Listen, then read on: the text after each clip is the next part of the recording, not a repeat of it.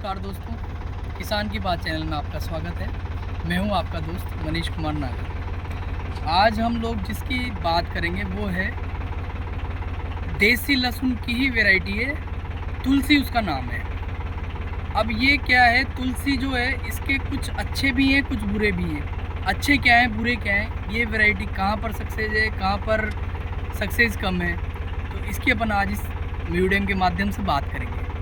अब इसमें क्या है कि तुलसी जो वैरायटी है इसका जो कंद है वो बहुत अच्छा कंद बनता है। इसका बहुत बड़ा कंद रहता है इसका, और इसकी जो पोथी रहती है वो बहुत मोटी रहती है। इसकी कली जो रहती है ना बहुत मोटी रहती है। तो हम लोग क्या करेंगे, आज इसका रिव्यू करेंगे।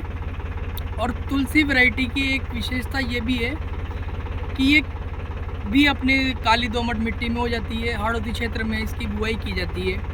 बाकी अगर जैसे एमपी की अपन बात करें, एमपी में भी इसकी बुआई होती है, राजस्थान में इसकी बुआई होती है। लेकिन इसमें एक प्रॉब्लम ये है कि अगर आपको इसको रोकना कम है, मतलब 6 महीने 8 महीने तक आप इसको रोक सकते हो। उसके बाद में ये अपने आप ही इसकी पोथी उगने लग जाती है और थोड़ी सी इसकी पोथी सड़ने लग जाती है। तो ये चीज़ अपन को थोड़ा सा देखना पड़ता है। अगर आपको ज़्यादा लंबी वैरायटी के लिए रोक के रखना है, इसकी रोकने की क्षमता कम है, अगर आपको इसको रोकना चाहते हो तो फिर आप इसको मत लगाओ। लेकिन आप 6 में नहीं रोक सकते हो और बाकी आप बेच देते हो, तो मेरे हिसाब से ये अच्छी वैरायटी है, बहुत अच्छी वैरायटी है। इसका कंद बहुत अच्छा बनेगा, बहुत अच्छी इसकी पैदावार रहती है, और इसकी जो पोथी रहती है वो बहुत अच्छी है। मैं आपको दिखाऊँगा अभी कि इसकी पोथी कितनी अच्छी रहती है।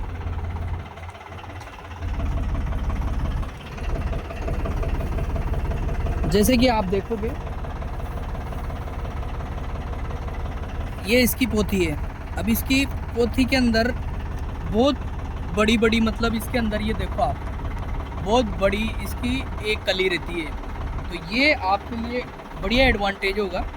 इसमें ध्यान आपको सिर्फ इतना सही रखना है, वही डीएपी 25 किलो डालनी है। यूरिया जो है आपको बाद में डालना है, वही पोटास डालना है केवल 10 किलो।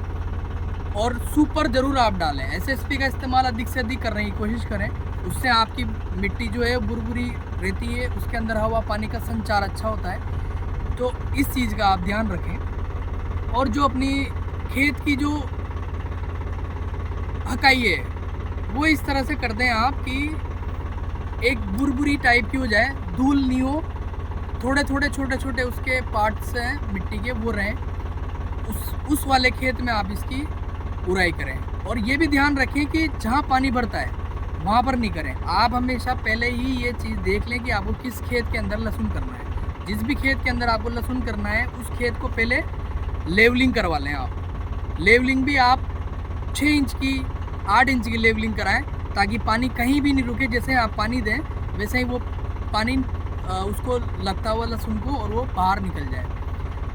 अगर आप ड्रिप सिंचाई के माध्यम से सिंचाई करते हैं तो वो सबसे बढ़िया है, वेल एंड गुड है। उसमें फिर आपको खेत का विशेष ध्यान रखना कि भाई कोई खड्डे हैं, कोई कहीं पानी भर रहा है, कहीं पानी रुकता है, तो वहाँ पर कोई दिक्कत नहीं है। आप ड्रिप इरिगेशन करते हैं या फिर फव्वारा सिंचाई का आप यूज़ करते हैं तो वहाँ पर कोई दिक्कत नहीं, वहाँ पर अच्छा लहसुन होगा, क्योंकि वहाँ पर पानी की क्वान्टिटी लिमिटेड जाती है।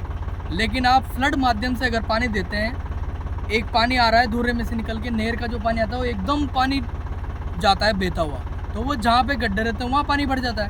तो वहाँ पानी भर जाता है तो वहाँ लहसुन नहीं बैठता, वहाँ लहसुन कम बैठता है। तो आप हमेशा ये ध्यान रखें कि अगर आपको जिस भी खेत में लहसुन लगाना है पहले उसको लेवलिंग करवा लें। लेवलिंग भी ढालू लेवलिंग करानी है, जीरो लेवलिंग नहीं करानी है आपको, ढालू लेवलिंग कराओ आप। तो उससे क्या होगा, पानी कहीं भी आपका रुकेगा नहीं।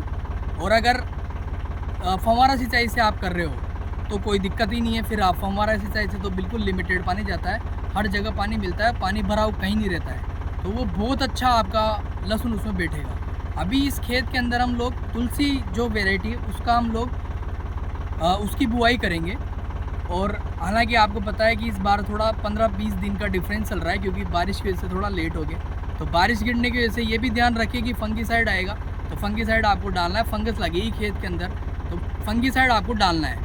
फंगीसाइड में आप सल्फ़र का जितना इस्तेमाल करोगे उतना अच्छा रहेगा। तो सल्फ़र मैंडेटरी इस बार, क्योंकि सल्फ़र डालना ही पड़ेगा आपको। और सल्फ़र भी आप 2 बार डालो, एक बार पहले डाल दो बुआई के टाइम पे, और एक बार जब अपन डोज डालेंगे उसके साथ हम लोग सल्फ़र का इस्तेमाल करें। तो सल्फ़र बहुत ज़रूरी है, और इस बार तो ज़रूरी 100% है, तो आपको देना ही है सल्फ़र। बिल्कुल आप 100% सल्फ़र दो, अच्छी पैदावार लो। इसकी जो पैदावार है तुलसी की, वो आपके 15 कुंटल तक बैठ जाती है। 15 कुंटल तक आप अगर नया खेत है तो 15 कुंटल तक बैठेगा। और ये ध्यान रखिए कि 1 कुंटल ज़्यादा नहीं डालना है। 1 कुंटल लास्ट है, 1 कुंटल की ही उराई आपको करनी है, इससे ज़्यादा बीज नहीं उराई करें, वरना आपको दिक्कत होगी, क्योंकि फिर जो कंद है उसकी साइज़ कम होगी, उसमें फिर छर्री टाइप का जो माल है वो निकलेगा। अगर आप थोड़ा स्पेस देंगे, कम उराई करेंगे तो अच्छा गेटा बैठेगा, बढ़िया मोटा कंद बैठेगा। और जो है हम लोग अभी आगे फिर बात करेंगे कि डोज में हम लोग क्या क्या डालेंगे। अभी आपके लिए यही है कि एक तुलसी वैरायटी मेरा माध्यम था इस वीडियो से बनाने का, कि तुलसी वैरायटी मैं आपको दिखाऊं, क्योंकि ये बहुत अच्छी वैरायटी है। अगर आपको 8 महीने की फसल आपकी रोकनी है तो बहुत अच्छी वैरायटी है, और बहुत शानदार इसका कली जो रहती है बहुत शानदार रहती है, बहुत मोटी कली रहती है।